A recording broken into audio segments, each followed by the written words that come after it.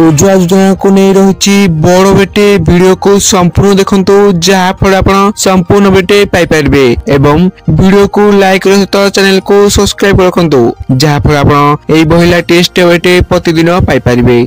आसंतु संपूर्ण खबर पर नजर पकेबा। उज्ज्वला योजना अनुसार हिताधिकारी माने डिसेंबर शेष सुधा मागणा गैस सिलिंडर पाइबे। 3 मास पाई मागणा सिलिंडर जुगाइबा प्रस्ताव को केंद्र कैबिनेट बुधवार दिन अनुमोदन करछंती।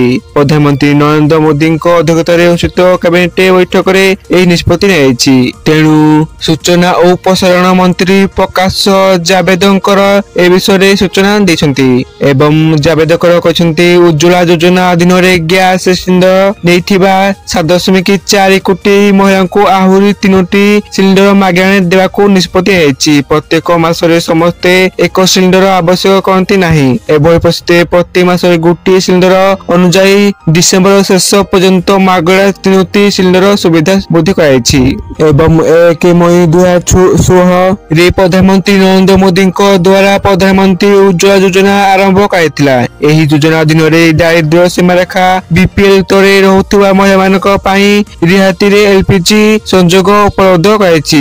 एपरकी महिला नाम मागणा गैस संजोग बंटन कराइछि। पेट्रोलियम एवं प्राकृतिक गैस मंत्रालय एही योजना कार्यकारी करथाय। इथिरा संपूर्ण बेटे आपण माने वीडियो को संपूर्ण देखिथिबारु आपण मानकु धन्यवाद।